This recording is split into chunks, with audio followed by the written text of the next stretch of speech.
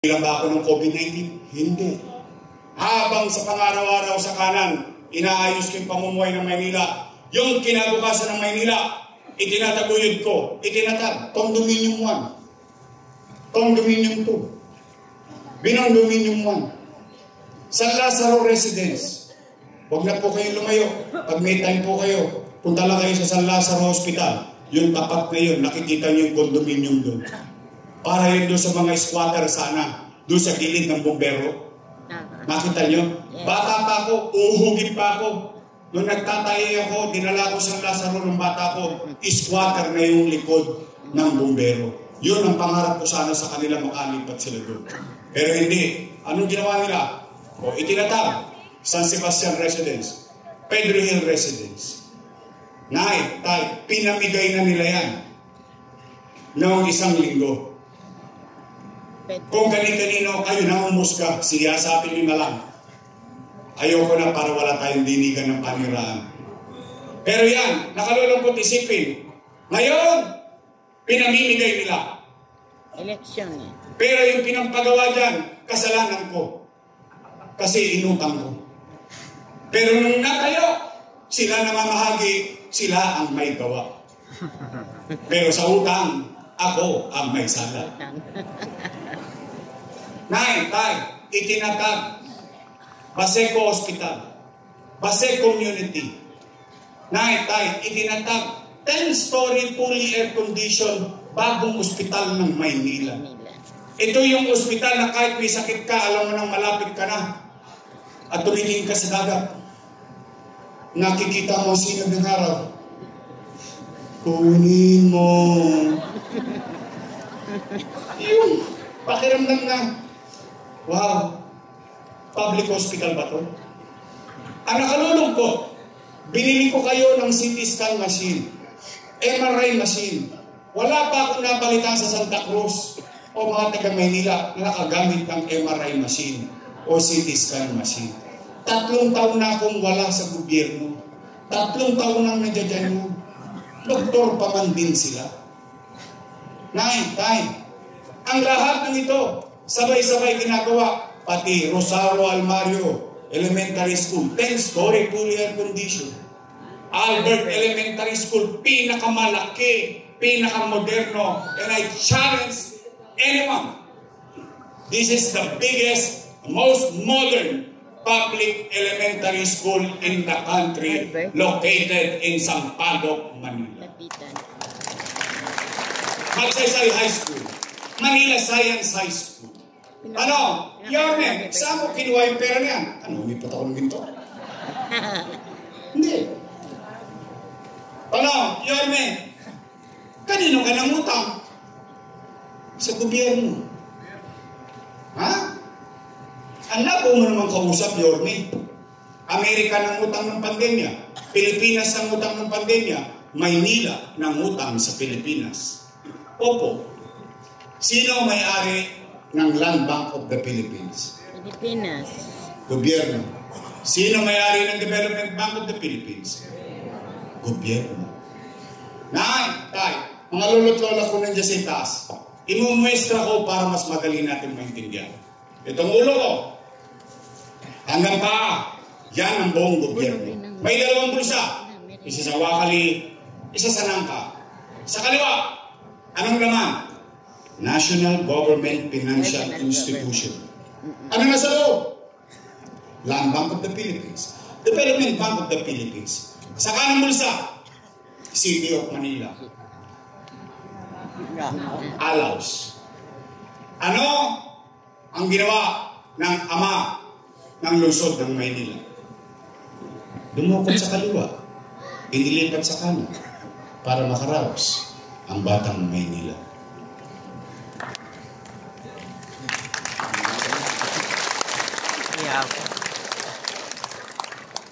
Yung daw ay mali. Una, sino nagpalitan ng pera? Gobyerno? Gobyerno. Sino nakinabang sa pera? Taong bayan. Kaya nga sabi ko kanina, salamat sa Diyos. Bakit?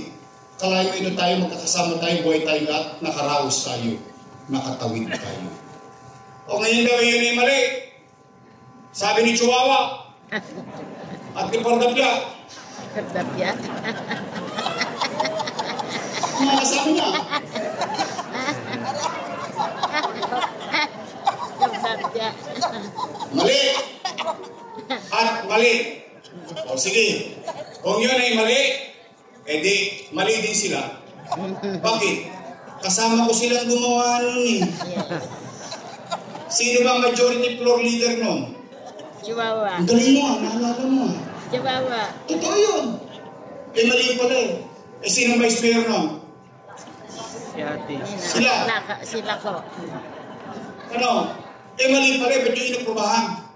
Pero nung natutuwa ang taong bayan na inaraos natin binabakunahan, nakikibakuna pa. Nung bigayan ng food box, pakikipod box pa. Ay pala lahat pala yun. O ngayon, at least 9, kahit ito ko ngayon. Kung mali ang ginawa ko, ito po, pako nyo ako sa krus. Handa akong panindigan yung bagay na ginawa ko sa oras ng kadiliman ng ating buhay dito sa mundo, hindi lang sa Maynila. At least, makapaglalakad ako sa Avenida. Makapaglalakad ako sa Santa Cruz. Makapaglalakad ako kahit sa iskinita sa Maynila. Isa lang masasabi ko, salamat sa Diyos. Nakaraos kami noong pandemya. Ganun na maging ama. Ganun na maging ina. Ganun na magiging magulang. Kung talagang may pagmamahal ka sa iyong mga anak. Kung talagang may pagmamahal ka sa iyong nasasakupan. Lahat gagawin. Kaya Tay, pwede ba ako makisuyo sa inyo? Yes. Pwede ba? Pwede! May tagubilin lang ako. May pasasabi lang ako sa inyo. Kasi malamang sa hindi, ipatatawag din kayo noon.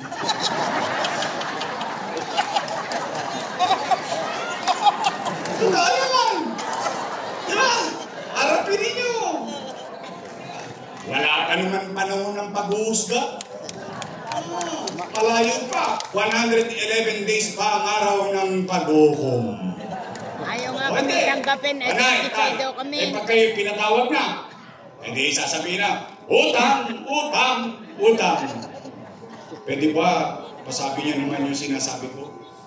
Meron ako ibibilin. Habang sinasabi nila, utang, utang, utang, pwede pakisabi, ay, puro raw kayo utang. O sabi ni Yorme, magsilayas na raw kayo dyan, siya na magbabayad ng utang. Pwede? Hindi ko naman pera yun eh. Hindi rin naman niya pera yun. Kumakaangking wagas. Hindi totoo nyo na dito. Yes. Pagiging masinop lang yun. Dahil maalis. O na, tayo. Tanong ko kayo, after everything, ano po? Gusto niyo pa ba akong bumalik? Yes! Yes!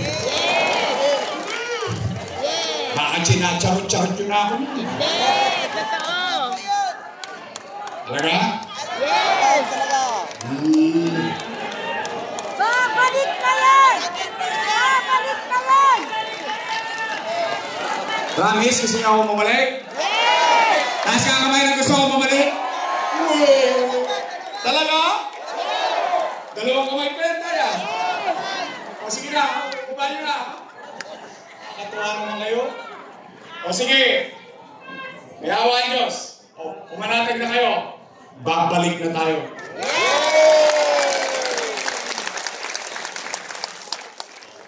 Kaya lamang, tay.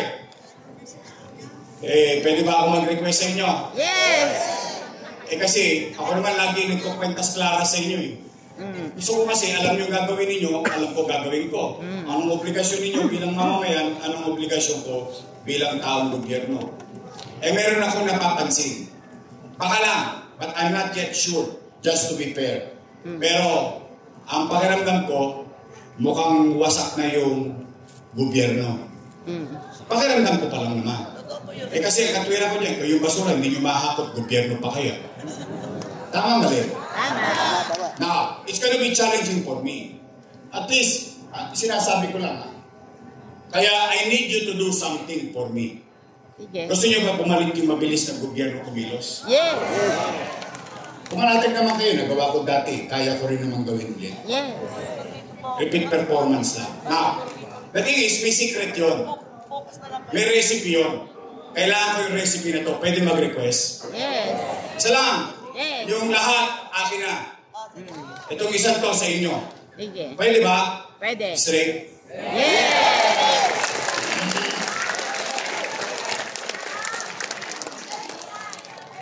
Charot-charot nyo ako. Magsipag-ingat kayo ng sagot. Baka mamaya, mga politiko din kayo. Yung politiko, pangako ng pangako pag-eleksyon. Puro naman napapako. Oy, Santa Cruz. Straight. Straight. And I'll give you the logic why. It's hard. What I'm asking from you is hard. Bakit? Puro bago itong mga nasa publiko eh. Tama ba? Kaya lang, ang hirap, pag ginaluan niyo ako ng kontrapelo, kontra dito, kontra doon. Hindi naman po kontra para sa katayuan nyo, o kontra lang yung para sa kasamaan nila sa politika. Tama mali? Tama. Oh, kaya po ako naman yung nagtatapat. Straight? Yes. Ay, mga taga Santa Cruz, pagtapos ng eleksyon, sisigilin ko kayo. Sige. Bibili ako ng dividendaso. Bubuksan ko yan. Yung gitna, titingnan ko kung kayo nagprueba. Oh, after election, tumupad kayo. Oh, ako naman ang singilin ninyo. Amis? Amis. Hong Alvarez. Roland J. Chris Tagle. Mocha Uso. Oh, ingat kayo sa sagot ha. Sino mas pogi? Si Letlet o si Tony? Pareho! Pareho! Pareho! Pareho! Pareho! Pareho! Pareho! Ah, taas ang kamay na mas pogi si Letlet. May kalala dyan ha. Taas ang kamay na mas pogi si Don. Wala, onats ka na rin. Osla na. Pero sabi ko kay Tol, Tol, alam mo ba, maganda kinabukasan mo. At nakita ko na ang hinaharap mo.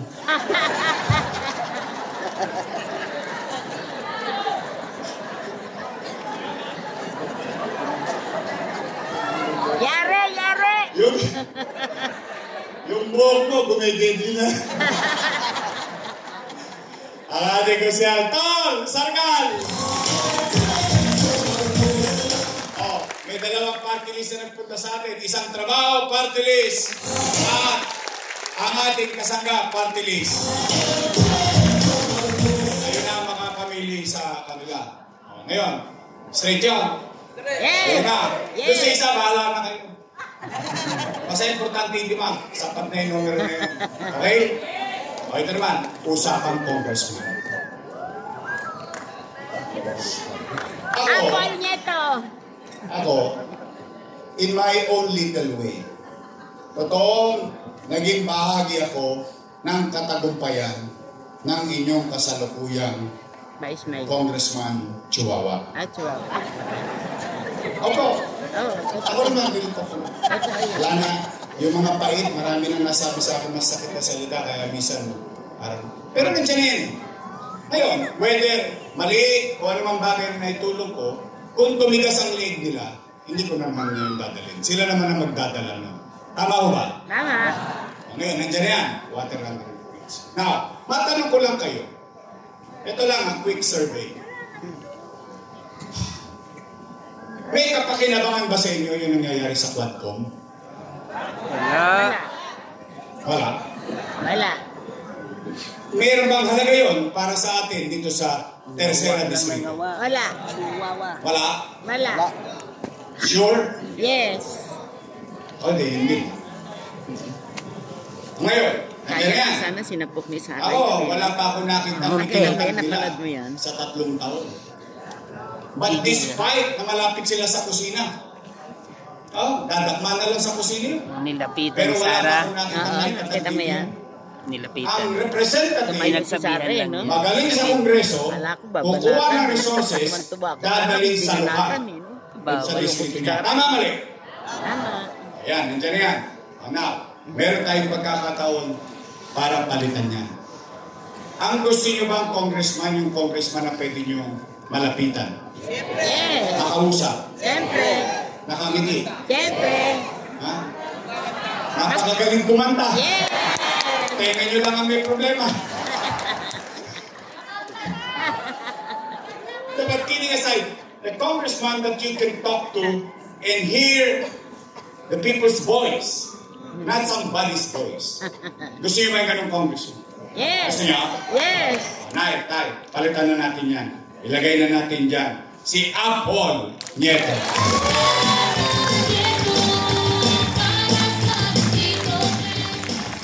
Tay, itong vice mayor ko, may asim pa. Mukha lang po yan 19. Naintindihan nyo na yun. Politics po yan. Oh, siya po ay graduate ng LaSalle. Political Science. Wow. LaSalle. Dahil ko lang siya. Ako po'y graduate ng Ateneo. Di Tondo. Tondo High School. Oh, siya ay graduate ng Political Science. So she knows. She knows how to be presiding officer. She knows the functions and forms of government. And I think she understands government. Plus the fact that siya ay anak ng dati nating matagal na vice mayor din bago naging mayor. Tingin ko yung aral naman siya. So, she can preside over the session of the City Council of Manila. Ang ating vice mayor, Chi Atienza.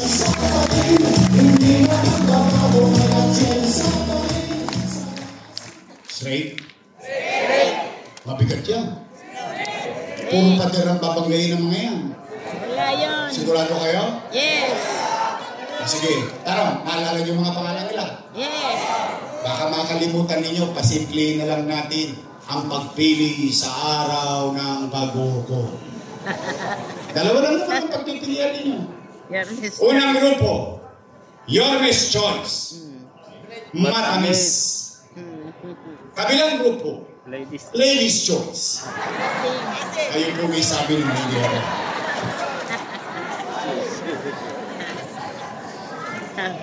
Makasih ba? Kayo po yan, hindi ko. Yormes Choice tayo? Yes. Sa puso nyo? Yes. Sa pamilya nyo? Yes. Sa kaanak nyo? Yes. Uya na po. Tapos na po. Promise ha? Sige, para hindi natin makalimutan yung Ladies' Choice. Asim. Bibigyan natin sila ng team ladies song choice sa Mayo. yung asim. Ito po. Asim. Ay, graduation yun.